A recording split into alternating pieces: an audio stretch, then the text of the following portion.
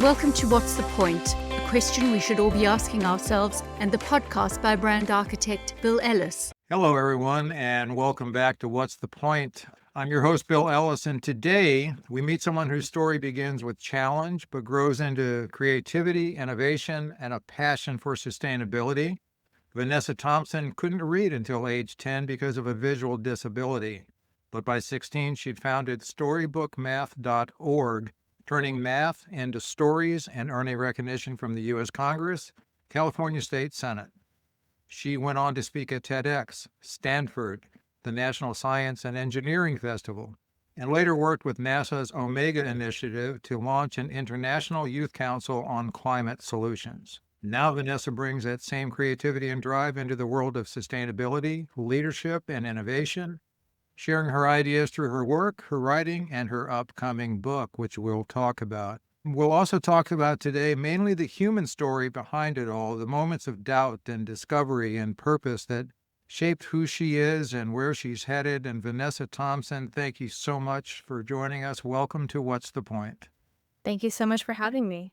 It's always fun and challenging when someone has such a full resume trying to properly introduce them. So thank you for again carving out time. So we're going to go through a few things.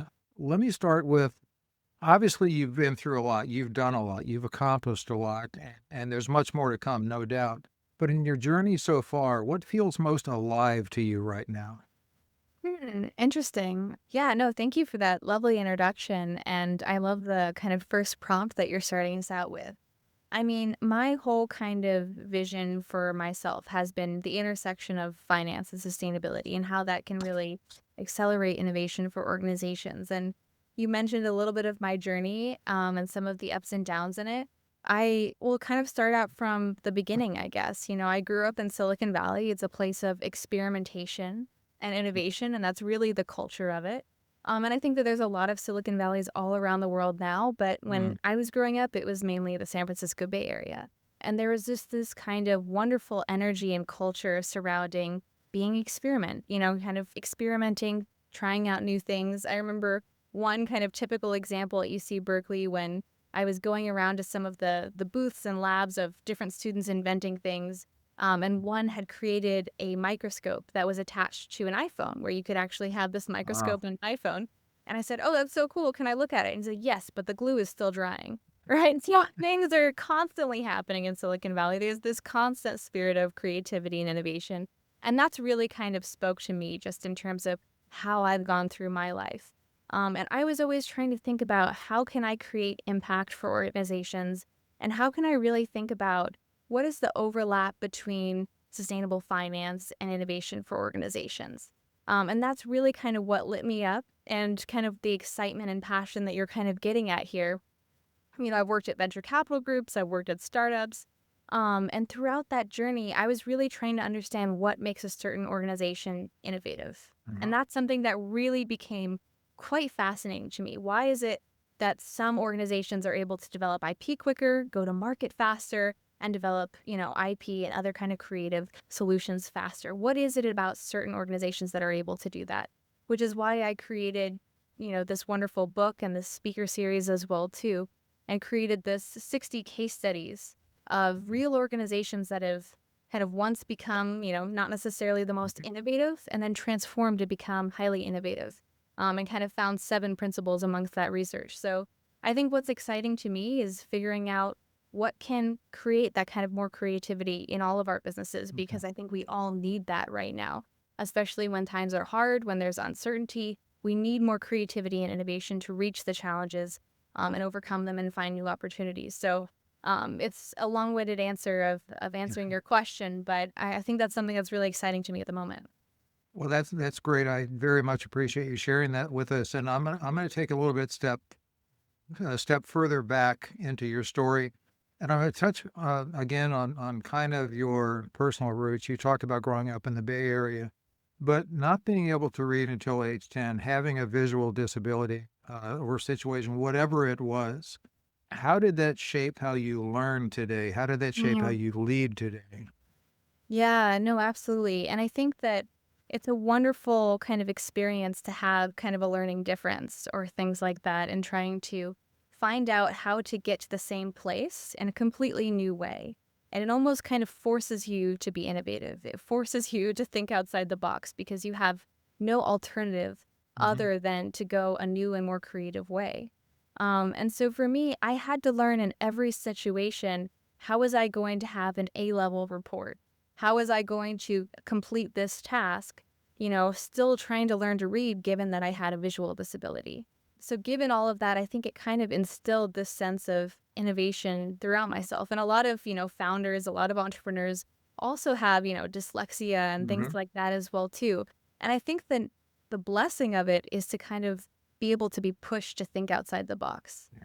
And truly, I believe that that is a blessing. And it's something that I've seen in a lot of founders, but more and more so, I've seen it as a more of a blessing in my life. Great. And you talk about innovation. You created Storybook Math, which is definitely creative and definitely a twist on how to look at math of all things, music and stories. When you were developing that, when did you realize that you and that approach could help so many others?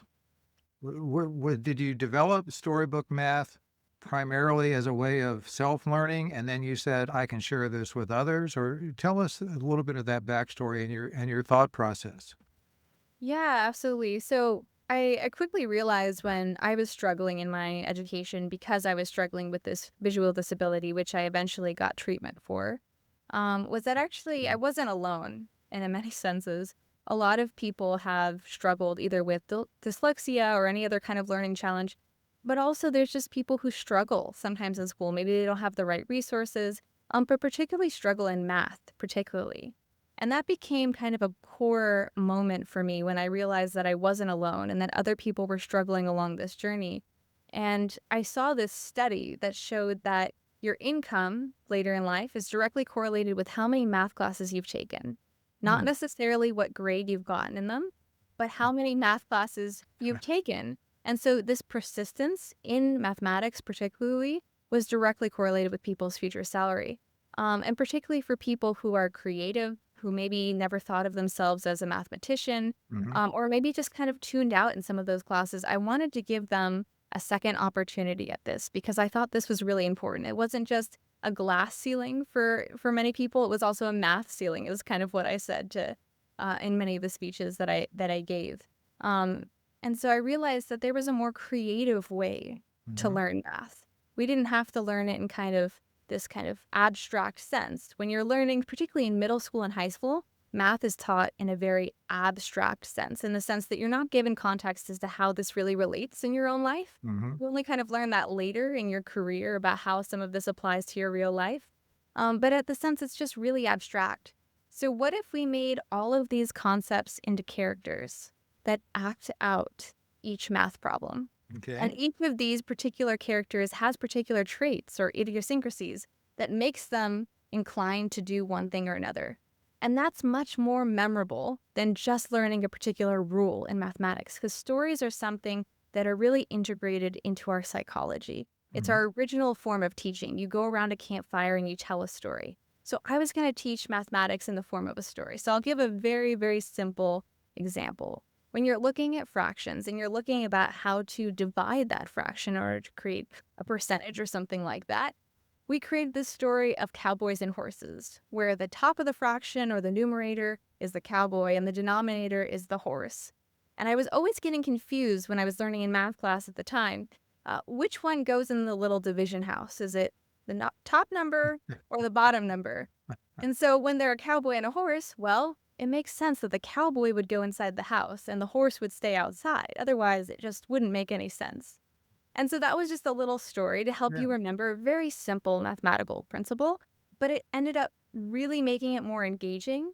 Especially kids at that age are much Hmm. more engaged. They're much more enthralled with the material, and they're actually curious about learning a little bit more about this story as well too. And so it engaged so many people. So that's why I decided to kind of make it into a curriculum and talk about it and kind of share it with others as well too, because when I was struggling in school and I was struggling through all these things, I realized that I should help others who are also struggling with it, because mathematics particularly is something that can help all of us, whether you're an Right. artist or you're in marketing or in any kind of, different career. So I think this was something that was helping me be creative and think outside the box, and I wanted to share it with others. So that was kind of the first step in my journey. Well, you obviously did a very good job with that, so kudos to you for that. Earlier, you mentioned, Vanessa, that you would make a similar point, if not the same point, and I think you said in many of the speeches that you gave, at that at that point in your life, giving that many talks, having that much interest in you, having the U.S. Congress interested in you, Yeah. TEDx interested in you, was that validating or was that overwhelming um, well, I or think both? think a bit of both. I think you got it there. Um, I think that it was really, for me, I'm somebody who's incredibly mission driven, and I truly believe that each and every leader can actually have more impact if they think about connecting to something that they're truly passionate about. And for me, it was helping others. Even in my work today, it's thinking about how can we give back? How can we have more impactful leadership? So sometimes, even when you're overwhelmed by a particular situation, I feel that the cause itself is able to push you through it. So even, as a kid, if you're being asked to speak in front of a congressperson, or if you're being asked to speak in front of a huge group of people, and you might feel a little bit overwhelmed by that situation, when you go back to the cause itself, it ends up saying, no, other people need this. I'm going to go up for them. And that helps you push kind of through that moment. So that's been true for pretty much everything that I've done, but I've seen it with a lot of other leaders as well, too, Mhm. that in those moments where you're feeling overwhelmed, you're feeling self-doubt, you're feeling kind of at a low moment, thinking about the other people who you're going to help is really what pushes you through it. It's the reason why I created, that nonprofit at the time. And it's the reason why I do the work I do today as well. Great. So, would it be fair to call what you just described as kind of a motivating uncomfortability? Perhaps you get through kind of the hard times because of what you believe in. Yeah. Um, and I think that, a lot of other people talk about this too, about impact leadership, but it becomes really real when you start to implement it in your own life. Mhm. When you face kind of that first unprecedented challenge and you want to give up, it's going to be those moments where you say, okay, who else is this for? Why am I doing this? How does this connect back to my values, that pushes you through that moment? So I think that's one of the reasons why impactful leadership can be so sustainable as well too, because you're able to truly sustain yourself even through those hard times, because you can continue to remind yourself of the things that matter most to you. And still staying in kind of your teen years because it's fascinating and I find it very important, and my listeners really find it important to find out, like I said earlier, the human story of what's gone into your life and what has your life helped generate in getting to the accomplishments you've done. So one thing that I read that I just really got a big smile at is that before you were 18, if I remember the number correctly, you had already visited 40 or 41 countries. Yes. Is that right? Yes, 42 to be specific. Yeah. Okay, Yeah. well, I was close. I'm happy to You be were in the close. See? ballpark. Yes, Um, I had this wonderful opportunity to travel, and part of it was because of the work that I did, part of it was because of, personal as well too, but it was a true blessing to be able to travel to so many places, every continent except Antarctica. And to visit all of these places. And I think that especially when you're able to travel growing up, you really kind of are able to understand, I think, both kind of diversity and innovation in a new light. You're able to see all of the different ways that people might cook, or all of the different ways mhm, that people might pray, or all of the ways that people might go to the office. And when you're able to see so much difference, I think particularly at a young age, you're able to see kind of what brings us together, and you're also able to think more creatively as well too. So truly, I'm really grateful for that opportunity to travel to all these places. I have really loved traveling, so I've continued that even today. great. When do you was there a time when you realized, boy, I've really gone to a lot of countries, or did that take some time for you? Was it in retrospect, or was it in the middle of your travels when you were did you start ticking off countries off a list, or did you just go where you were next meant to go and enjoy it? Yeah, I never looked at a particular list. It's just my life was constantly kind of in motion, visiting, 2 places roughly a month. And it was all kind of, based on just what was happening that month. And, for a particular speech or a particular opportunity, I would have to travel for that. And always try to stay in that place for a little bit longer as well, too, and learn something while I'm there. But no, I didn't necessarily think of it as unusual because that's kind of how I grew up.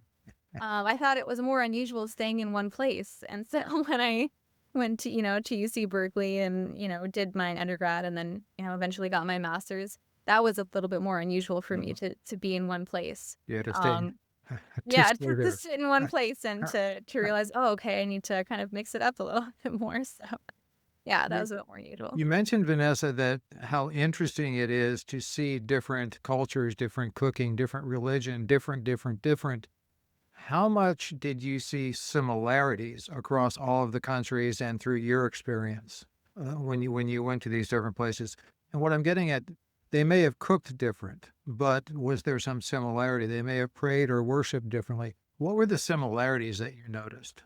Yeah, I think that there's a lot of similarities in terms of our hopes and aspirations. I think that there's a lot of similarities in terms of our family and family life and the dreams that we hold. So I think that a lot of our purpose and values is actually quite similar in the sense that, we want what's best for our family. We want to think about how can we live a better life. All of these kind of core values, although we say there's kind of differences in our core values, and there are to some degree, I think that a lot of our core values overlap significantly. Mhm. We may have different viewpoints on getting to those, but I think that that's something that draws us, together. And when I'm, coaching organizations or when I'm, giving a keynote speech or helping these organizations push through challenging times, I find that connecting to what brings us all together is really helpful because a lot of organizations today are international, right? A lot of them are operating out of 5 different countries, and you have to bring teams together and motivate them through challenging times and think about how are we going to overcome this. And I think that's where thinking about impact leadership and how can we implement that in a way that makes sense for the business to drive more innovation, to drive more IP, to drive all of these things. It's an experience that's really helped me to help coach these organizations through those times. Let's move on. You founded the Omega International Youth Council along with Dr. Jonathan Trent from NASA. What was that? What did you teach about? What was the purpose? Give us the scoop on that entire creation of yours. Yeah, so Dr. Jonathan Trent is an expert in biofuels, particularly in algae-based biofuels, and he's a NASA scientist. And I joined his organization. Together, we spun it out from NASA to be its own venture called Omega, Project Earth, which was a carbon-neutral biofuel that was developed Okay. from algae. In a similar process of fermenting to beer, you can actually ferment algae and create a fuel source that can go in traditional cars today. You don't need to retrofit the car. And you're able to actually utilize this fuel and it's completely carbon neutral. So the amount that is sequestered in terms of carbon from the algae is released in the car. And so this was just a wonderful solution that I got really excited about. I actually went to one of his lectures because I just loved his work. And that's the moment I met him and he asked me to join his organization from there. So that was kind of the initial start of it. But we were a small startup and you're wearing, of course, 10 different hats at once Mhm. whenever you're working in a small startup. And I thought, I think that there's a lot of other, particularly students and other academics that would be really excited to work on a project like this. And so I created this council of academics from all over the world, from 7 different countries in 5 different time zones, to come on board to this Omega Council, where we would work with research from all over the world in different domains to really bring this to a reality. We had this in several late prototype stages, and we wanted to bring this to market. And it was a really wonderful experience because initially I am somebody who really loves this and I love to nerd out about this, but not necessarily everyone does. And so I, as part of this process, I had to learn that how to kind of sell and how to market this. Initially, I kind of went around to different organizations and they didn't really know what this was. And I didn't get any feedback. And so I realized, I need to connect with what they want. What is it that each of these individuals that I want to bring on board want? And I had to go around and really deeply listen to what is it that they're trying to achieve first before I try to pitch them to come on board. And really sitting down and understanding that, they want some recognition, they want some published research, they want all of these kind of things, and integrating that into the council so that we could bring together all of these incredible academics on board was a great learning experience for me. I mean, we talk about kind of passions, we talk about failure and learning things, and that's one experience in which I feel that, I really had to sit down and say, okay, this isn't working. What do I need to do? I need to listen. I need to listen to the people that I really need to connect with and think about what they want first before what I want. And that ended up working quite well. We brought in all of these incredible academics and were able to really kind of launch this. And so that was one part of my journey.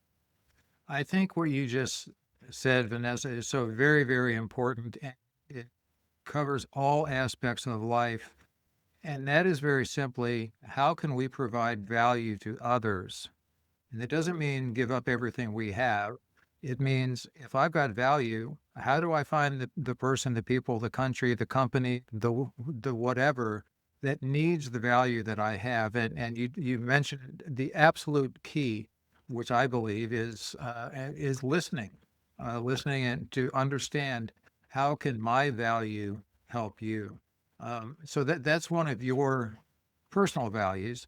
And personal values that you developed during that time, all the way from your youngest age with Storybook Math up through the Omega International and that entire facet.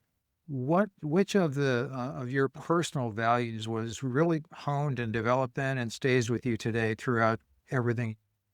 Yeah, I mean, I think that that's one of the kind of key pillars that guides a lot of the skill sets that I develop is thinking about how can I deeply connect with whoever it is that I'm really trying to collaborate with and think about what they want first before I pitch it.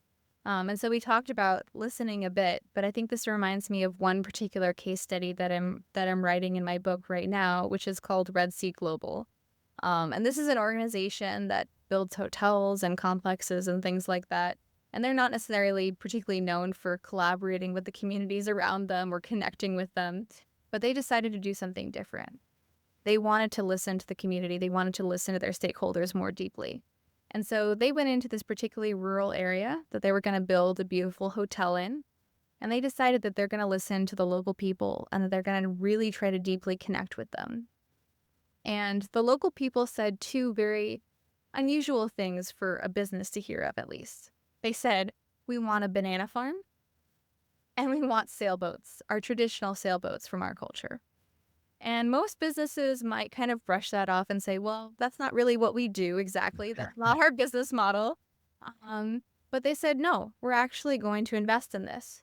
And they invested in miles and miles of beautiful agricultural land that was completely organic. And so they had this beautiful farm-to-table experience for all of their hotel guests that created a very unique value proposition in the area. And then they also did invest in those sailboats and trained the locals on how to sail in those boats. And so now sailors from all over the world come to this hotel for this very unique sailing experience they can't get anywhere else.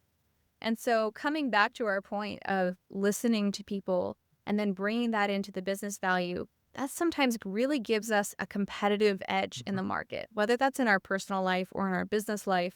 It really enables us to give us that nice competitive edge when we think about how can I really uniquely listen to someone else and offer them a value that no one else can have. So kind of thinking about first, how can I listen to them and really just listening to them with no intention in mind. And then thinking about how can I overlap that with my business model? How can I bring those two things together? And that's where I see the most value. And that's some of the things that I've written in the case studies in the book, but it's certainly with the leaders that I work with as well too. I've seen a huge amount of transformation take place when we bring that as an ideology, when we think about bringing in our stakeholders, listening to them, and then trying to get really creative and innovative about how we can overlap these two things. I think it's such an interesting example for Red Sea Global to see this kind of overlap with creating a whole new type of hotel experience by simply listening to the locals in something that all the other hotels completely brushed off, right? So I think this is one kind of great principle that we can take throughout all of our lives to think about how can we think about listening to people more deeply, because that actually might be a great competitive edge for innovation. That is a great example, Vanessa. Listening to find out how we can bring value to the other person, the other entity, and then taking that and incorporating it and blending it, merging it into our value and our goals and our strategies. And that to me is a key start to innovation. And what you just said, establishing a very unique point of difference. And that's true in business and that's true in our personal lives. Let's move on more directly into your professional life as it is now. You are very much about sustainability and innovation. What part of your work feels closest to your heart? I think that going into this particular industry was particularly close to my heart, and I kind of led from an impact and passion perspective in that regard, but also from a curiosity. I mean, I mentioned before that I was curious as to why is it that certain organizations are more innovative than others? And I noticed that clean tech organizations in particular were able to develop, modify, adapt, and innovate at a much quicker pace than their competitors. And I was wondering, why is it? Why do they run so much leaner? Why is it that they're able to move to market quicker? What is it about that organization? And so I mentioned one of the principles actually right now, which is listening to stakeholders as well too, and that being a great source of innovation. But there's a number of different ways that a sustainable organization actually can innovate more, or how an organization that's not necessarily sustainable can actually innovate much faster by thinking about how can we be a little bit more sustainable. And one of those principles is something called waste to value. And I'll give an example, which is Berry Callebaut. They're a chocolate producer. They produce 1 in every 5 bites of chocolate. And they had a really interesting problem. They were actually wasting most of their chocolate. But it's not actually the chocolate seed, which is what makes the chocolate that we know. The fruit that surrounds the seed of the cacao plant is this delicious, wonderful, nutritious fruit that they were simply throwing away. They would take the seeds for chocolate, and they would throw away 70% of the cacao bean itself. They were paying for its production. They were, investing in that cost, but completely threw it away. And it wasn't until the executives actually met with the farmers on the ground and actually stayed some time and listening to these communities and staying with these communities that they realized the locals were actually making so many different items out of this fruit. They were making liqueurs, they were making different products, they were making food, all of these new ingredients that they had never seen before. And so they decided to invest an entire team into R&D in terms of how many products could they create from what they were simply throwing away. And they realized they could make pharmaceuticals, cosmetics, new culinary products, all out of this wonderful fruit that was simply getting destroyed. And so this is one of the principles of the book. It's called waste to value. What are you wasting in your life or in your business that you could actually derive more revenue or value out of? And there's so many things that we can think of that way. There's so many resources that we have in our business that we're just simply throwing away and that we're overlooking. But it's true in our own lives as well too. We might be looking at a particular skill set or a particular, interest that we have and simply just throwing it away, not thinking about how we can create value from it. And so one of the consulting exercises I do with people is creating an inventory of everything that we have, whether that's a skill set of a person or whether that's a particular resource that's a particular physical capital asset. What are we wasting? What are we not utilizing fully? And how can we derive a new product out of it, new revenue out of it? And this is a wonderful way to think about not only being more sustainable because we're wasting less, but also how can we derive more products and revenue from the same cost basis? Yeah. And so that's one of the principles that I go off of, but that's also kind of what brings my passion into the work that I do, because I'm thinking about how can we overlap purpose and action. As you were explaining that, it struck me that rather than someone looking at it and saying, what am I wasting? It sounds like at some point they were saying, what are we not using? And can we use it? It strikes me that we get so focused on what we're doing that it's easy to throw away wood chips if you're a carpenter or most of the cacao plant if you're just looking for chocolate. So your approach of saying, what are you not using and can you use it is brilliant. I love that approach. Let me go back just a bit because you mentioned something that I'd like to hear a little bit more of an explanation of, and I believe the listeners would as well. You talked about a clean tech company. Is that you said the phrase clean tech? Explain that Mhm. for me, please, so I can understand it. Yeah, absolutely. That's an organization that's looking at using less fossil fuels as part of their business model. So that might be, for example, a solar organization, right? A solar company. Or you might be looking at something that's electrifying a particular capital asset, like a heater unit in a building or a car or Mm. anything like that. So you're looking at running a little bit leaner and more efficiently and using less carbon along the way. And it's a whole category of businesses that's actually cross industry. So you're not just looking at transportation, you might be looking at culinary business, you might be looking at any kind of business, but any business that's looking at running a little bit leaner, a little bit healthier, and that business tends to run and operate in a much more innovative and creative way. They're able to not only develop more IP quicker, but they're also able to retain talent more, which I think is a really interesting thing as well. There's one particular case study that I think a lot of people may know of, but Ray Anderson and Interface is a very famous example. It was an organization that was an incredibly dirty business and a very traditional business. It was carpet manufacturing, Mm. and it became one of the most sustainable rated organizations in the entire United States and the most innovative. And that complete pivot, that complete 180 was quite interesting. But now today, they're actually a carbon negative organization, and they did this whole transformation while being public. And they're able to retain talent. You see the same brilliant engineers who start out their careers at that organization stay there 30 years. And that's something that today is really quite rare to see people actually staying in an organization and continuing to invest that. So you see with a lot of this category of clean tech organizations, they're able to retain talent much, much better when you have that purpose, when you have that impact, when they feel that they're contributing to something beyond just their specific job. And I've seen this even with, nonprofits or academic organizations as well, too. You see Santa Cruz as a very famous case study with the fact that during the 2008 financial crisis, not only were they not hiring, but they were also losing people as well, too, because people were nervous about their jobs. They were moving around. There was a lot of tension at that time. And they created a zero waste or zero trash program in their university. And it worked much better than their employee engagement programs did. So creating impact, creating a mission, creating a purpose, whether that's social good, whether that's for the environment, whatever that happens to be, it brings people together and engages them in the work like no employee engagement organization is able to do. So this is something that I really notice with, as you mentioned, clean tech organizations. They're able to bring those people together and really engage them in the work they're doing. Great. Now, let me get to something close to your heart, I know.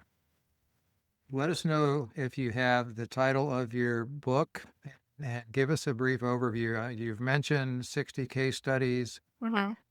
Without going into each of the 60 case studies, well, what is who's the primary target of your book and what's the essence of the book that you're trying to get across? Yeah, absolutely. It's called Inventive by Nature, and it's about bringing creativity and innovation to every organization and person. So I think that for a lot of individuals, they're facing a lot of uncertainty.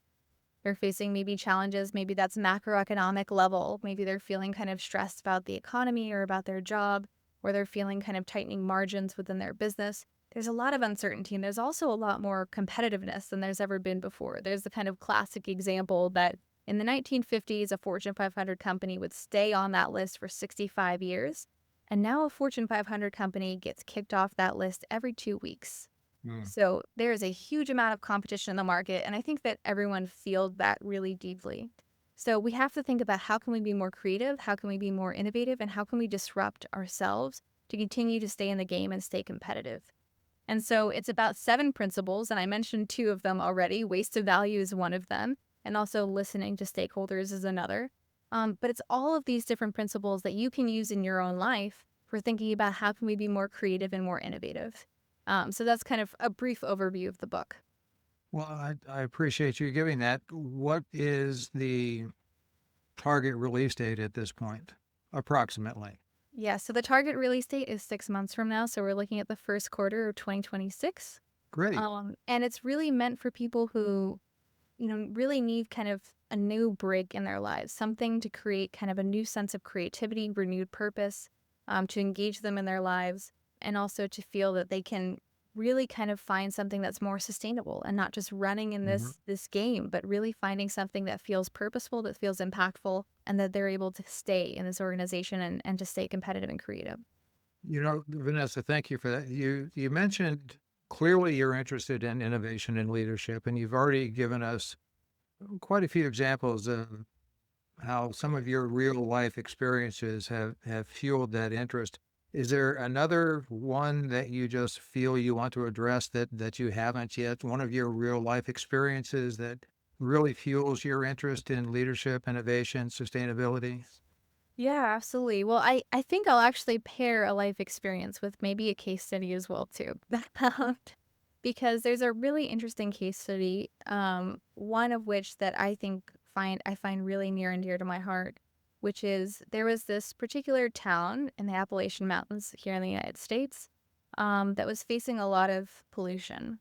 They were facing a lot of sickness because of this iron sediment that was from the coal mines that was being released, and it was turning all of the water bright orange. Mm, And it was creating all sorts of cancers in the animals and plants around it. It was just this true plague on this community. And this water engineer and a painter came together, and they realized that if you take the iron sediment out of the water and you bake it, it becomes safe, but it also can be turned into paint.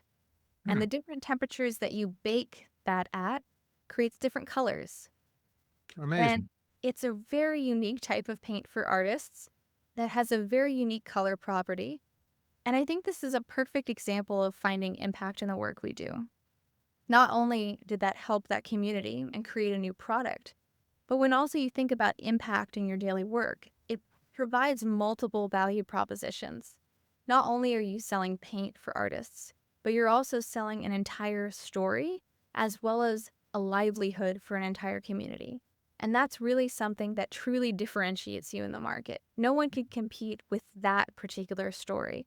And so, as we're thinking about this very competitive landscape that we're all in, whether that's our personal job or whether that's our business, we're thinking about what's the competitive edge? How do I become more valuable in the market? And when we think about what is our impact and what are our values, we actually can create a very unique value proposition through thinking that way. Mhm. And this is one great way to do that. But it's certainly something that speaks true to my heart because I truly feel that there's more ways to create value and more innovation through impactful leadership. And that's something that really drives me. Brilliant example. And a benefit, maybe two, depending on how you look at it, that you didn't mention directly is in addition to paint for artists and community, is healthier community, humans and animals and the entire environment, and longer life for all of them. So Mhm. that's pretty valuable, I would think. Mhm. Uh, let let me ask you this: what's a skill that you have that most people wouldn't think you have? Oh, that's a good question. Um, I think that, one of the skills I have is really about thinking about how can we structure creativity. And that sounds a little bit strange when you think about it. But a lot of the organizations that I work with and a lot of the case studies that I've seen through my research, they actually create a structure around their values and they create a structure around creativity. So Disney's a perfect example of this. They actually create three different types of physical rooms in their offices. One is for the wild ideas, one is for narrowing down those wild ideas, and the third is actually for implementing. And what's really nice about this is it comes back to our principle of listening. Because if you're the kind of person that's coming in with a wild, great, innovative idea, but the other person is just thinking down to business, how do we get our particular project into the market in the next 6 months? They're going to completely dismiss what you have to say. But it still might be a really good idea. So creating the structure of a physical room saying, I'm going to, book room A for the wild ideas room, everybody comes in with the right mindset to say, okay, we're going to go wild ideas and we're going to write all those Mhm. wild ideas down. that's able to filter innovation into the organization in a really effective way. So one of the skill sets, ironically, with creativity and innovation is actually creating a structure for it. And it's true with our values as well, too. So one of the skill sets that I have and I work with my clients on as well, too, is thinking about how do we create a structure around those values and around the innovation that you need to be able to implement that into your organization to develop better IP, to create more earning in your organization. So that's one kind of unlikely skill set that I think is important for all of us. Okay. That's an interesting concept of those 3 rooms, and it makes me wonder if the same people go from room 1 to room 2 to room 3, or if they have creatives in one room and people that are a little bit more pragmatic in the next, and then the ones that can execute in the third. And if that is the case, I would assume that that poses a great risk of resentment then where Well, I think where some people of the who pragmatic people are going, refer "What the heck are they thinking?" And the creative people are saying, "Why can't you get unstuck?" That would be very interesting. That's a case study all unto itself, is how that works. Um, so you've gone through a lot of different paths in your life, and a lot of them have there's a lot of continuity there, even though there's diversity in what you've done, where you've done it, and how you've done it. Uh, again, a lot of the listeners look to these shows to find out, that's great that they did that. What can I get out of this? What does it mean to me? How does it relate to me? So what would you say to someone who feels stuck in their job or unsure of their purpose? Yeah, absolutely. I think that through all of the research I've done, looking at all of these different leaders, looking through the book as well too, something that through all these interviews I really came across was that many of them didn't know how they were going to reach where they ended up. And I think that's something that particularly strikes a chord with a lot of us because we may have this great vision of what we want with our lives and how we want to instill our values in our work, but it just feels like the timing is not right, or we're not really sure how to take the next step, or we're just really not sure how to make it to that end goal. And the reality is that actually none of these individuals did know how to get to that next step. They just took a leap of faith and created an environment in which they could support themselves with a great community of talented people who also shared that same vision as well too. With Ray Anderson, he actually had a very polluting company. He was already a public company, and none of his investors wanted him to change. None of them wanted to become a more innovative organization. In fact, some of his investors even pulled out. So he felt stuck. Even as a leader of an organization, he felt stuck in the role that he was in. And he wasn't able to convince people in his organization for 2 years until the first set of engineers said, okay, we're going to take this leap of faith with you. So I think that for each of us, when we're thinking about, okay, I just don't know how I'm going to get to that end goal, just taking these few steps and getting the first few people to sign up for that dream is really, really critical. And you don't necessarily need to know all of the steps along the way to get there, but you have to create that motivation and that vision and that clarity within yourself to be able to take those next few steps and to bring people and listen to them and bringing them along in that journey. What I'm hearing there, in addition, and I'm reading between the lines here, so correct me if you think I'm off base. But one thing I glean from what you just said is that we all have to understand that if we're sitting around waiting for inspiration, we're going to be sitting for a long time. Action will create the inspiration. Yeah, Do you see that? Is that part of your absolutely. experience? Absolutely. And even in my own life, when I'm thinking about how am I going to help create this new solution or this new particular, opportunity for somebody, I start taking the first steps, not necessarily knowing all the steps along the way to get there, but I'll look into experts. I'll bring people along. I'll collaborate with them. I'll ask for advice and bring a community of people together. And suddenly when you're continuing to work very hard at this, maybe initially you don't get that initial pitch or that initial success, but then suddenly you create a whole new wave of momentum and you realize that that entire span of time, maybe when you're starting a business, it might be a year or 2 years before you start to get that initial amount of traction. You'll realize that all the work you've done up until that point actually becomes very, very useful and relevant.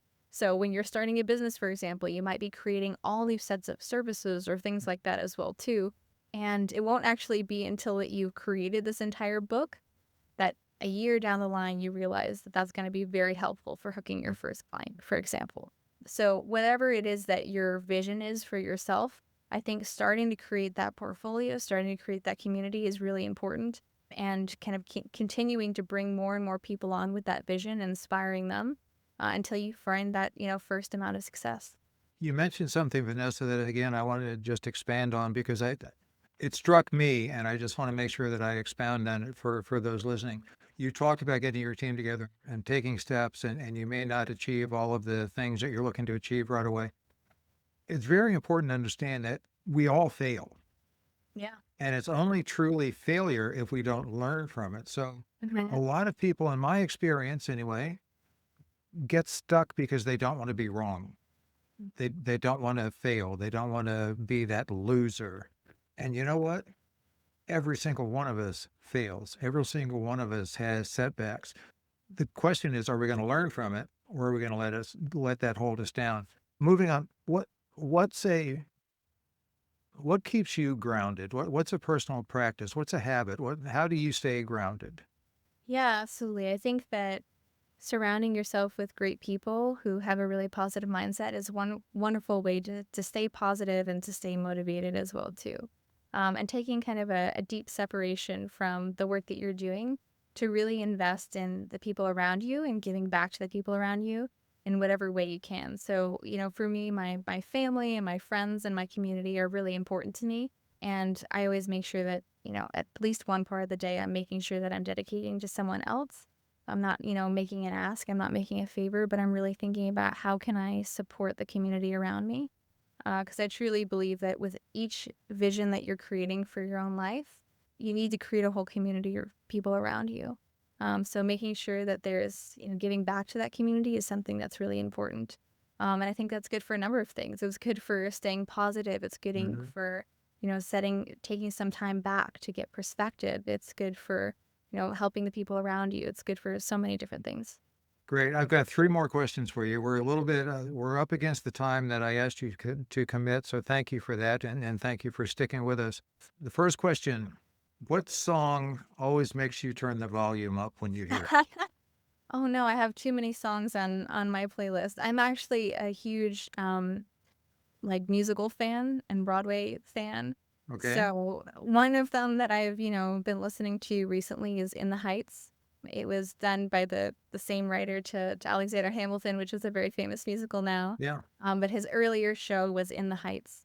And it's an incredible musical about individuals just struggling to make it and beautiful music. And yeah, that's one particular show that I've been listening to on its album on repeat. Well, that's great. Thank you for sharing that and giving me something to go look up. So that might be a question that you've not been asked before. Um, that said, is there a question that you expected me to ask you or that you thought I would ask you that I didn't?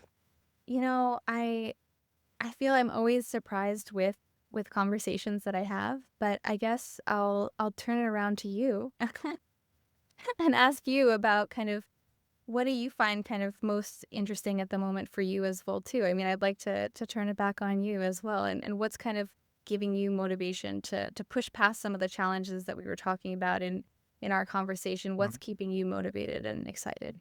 What keeps me motivated is I think very much in sync with what you've alluded to throughout our conversation here, Vanessa, and that is always striving to see how I can help others and add value to others because by doing so it adds value to me. So if I can through this podcast, if having a guest like you with all of your accomplishments and have even one person hear your story and say, you know what, that that uh, that math thing that she did was just amazing. Well, what if I could do something like that? Then I'm happy. Then my entire purpose is done. A lot of what I attempt to do that really fuels me and fuels me more the older I get, and as you can tell from the gray hair, it's getting it's getting up there is how can I share what I've learned from so many talented people? What can I share that I've learned through some of those experiences that I've had that didn't work out so well? Many due to my own reasoning. How can I take that and share it with other people? The other thing that really has me going excited right now is I've got 3 grandchildren.